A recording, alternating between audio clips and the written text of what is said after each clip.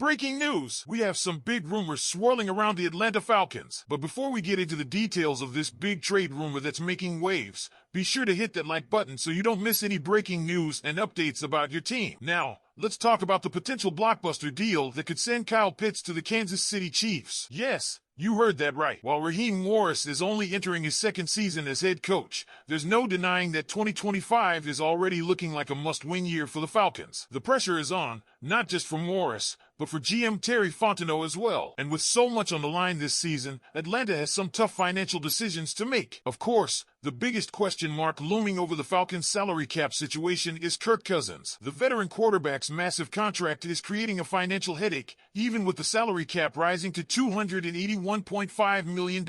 If the team parts ways with him, they'll be looking at a staggering $40 million salary cap hit. But Cousins isn't the only player whose future in Atlanta is uncertain. Enter Kyle Pitts. The former fourth overall pick was supposed to be the next big thing at tight end, a game-changing offensive weapon that would redefine the position. But after 4 seasons, it's fair to say things haven't panned out the way Falcons fans had hoped. Over those 4 years, Pitts has thrown just 10 total touchdowns, with a career-high 4 last season. That's a far cry from what you'd expect from a player so highly drafted. According to Vinny Iyer of Sporting News, the Falcons may have found a potential trade partner in the Kansas City Chiefs. And when you really think about it, it makes a lot of sense. The Chiefs are coming off another Super Bowl appearance, and there's been a lot of speculation about whether Travis Kelce will retire. Even if he sticks around for another season, Kansas City needs to start thinking about a long-term replacement, and Pitts could be the perfect fit. Iyer put it this way: this could be a good proactive move for Kansas City, regardless of whether Travis Kelce decides to retire this offseason. Pitts has been a misfit in Atlanta for multiple offensive coordinators, and Michael Penix Jr. doesn't seem like a quarterback he could fit in with either. Everyone can get along with Patrick Mahomes, and Pitts is the kind of untapped, athletic target that Andy Reid can get the best out of his system. And honestly, it's hard to argue with that. Pitts hasn't found his groove in Atlanta yet, bouncing around in different offensive schemes and never being utilized to his full potential. But a fresh start in Kansas City, playing in Andy Reid's system with Mahomes throwing the ball, that could be exactly what he needs to unlock that elite talent we all know he has. From the Falcons' perspective, trading Pitts wouldn't just be about moving on from a disappointing draft pick. It would be a smart financial and roster-building move. Pitts is set to play on a club option this season, with a $10.8 million salary and a similar cap hit. That's a significant number for a team already short on cap space. If the Chiefs come through with a solid offer, perhaps a valuable draft pick, this could be a no-brainer for Atlanta. Let's be real, this Falcons team still has a lot of holes to fill. Trading Pitts would free up cap space and give the team additional draft capital in a year where they currently have just 4 selections. Meanwhile, for Kansas City, it's a low-risk, high-reward move. If Kelce retires, Pitts gets a 1-year trial to prove he can be the guy. If Kelce stays, Pitts could develop and thrive in an offense that knows how to maximize its weapons. So what do you think, Falcons fans? Would you be on board to trade Kyle Pitts if it meant more flexibility and draft picks? Or do you still believe he can be a star in Atlanta? Let us know your thoughts in the comments below. Now, let's get to it. The NFL has just announced that the 2025 salary cap will range between $277.5 million and $281.5 million. That's a huge jump from last year's $255.4 million. And over the past 2 off seasons, the cap has increased by more than $53 million.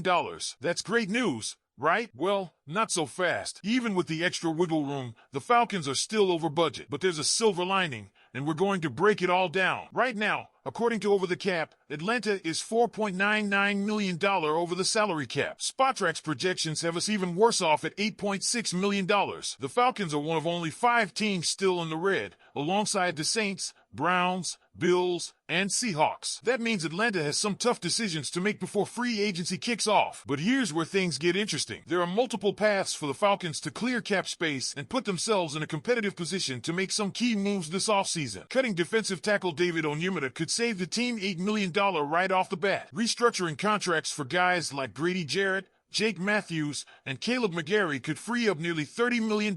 So while things might look tight right now, there's plenty of room to maneuver if GM Terry Fontenot plays his cards right. And let's be honest, this offseason might be the most important of Fontenot's tenure so far. The Falcons went 8-9 last season, our best record in 7 years, but it still wasn't good enough to get us back into the playoffs. We've got young offensive firepower with Michael Penix Jr., Bijan Robinson, and Darnell Mooney, but if we're going to take that next step, we need serious upgrades on defense. The good news? Today's salary cap update makes those upgrades more realistic. Now, let's talk about what this means for our upcoming free agents. Center Drew Dalman is one of the biggest names hitting the market, and with this additional cap space, agents will be looking to push their clients for bigger deals. Will Dalman test the waters, or will the Falcons lock him up early? That's going to be one of the biggest storylines to watch. Another thing to keep an eye on is how Atlanta approaches restructuring deals. With a higher cap, teams might be more willing to push money down the line, but that also comes with long-term risks. Do the Falcons go all in on 2025 and push their chips to the center,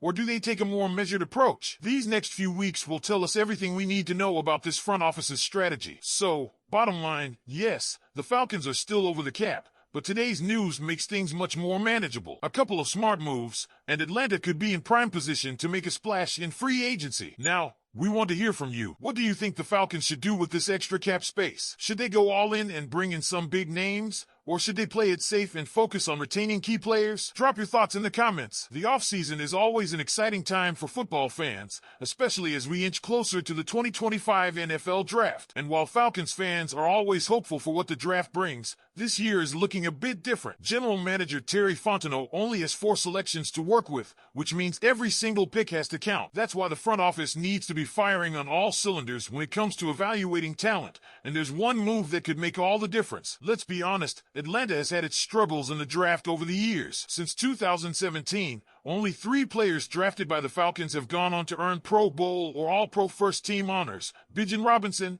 Kyle Pitts, and Chris Lindstrom. That's not exactly a great track record. If the Falcons are serious about taking the next step, they need to bring in the best possible minds to help build a championship-caliber roster. And that brings us to a golden opportunity sitting right in front of them. On Monday, NFL insider Tom Pelissero reported that the Las Vegas Raiders and assistant general manager Champ Kelly have mutually agreed to part ways. That means one of the most respected scouting minds in the league is now available, and the Falcons should be doing everything in their power to bring him in. For those who might not be familiar, Kelly has spent nearly 2 decades working in NFL scouting and front office roles. He started as a college scout for the Denver Broncos back in 2007 and quickly climbed the ranks. By 2010, he was their assistant director of player personnel. Then, in 2015, he moved to the Chicago Bears as their director of pro scouting. And here's where things get interesting for Falcons fans. During his time in Chicago, Kelly worked closely with Ryan Pace, who is now Atlanta's vice president of football operations. That connection could be key in getting Kelly to Atlanta. Pace knows firsthand what Kelly brings to the table, and if there's one thing the Falcons need,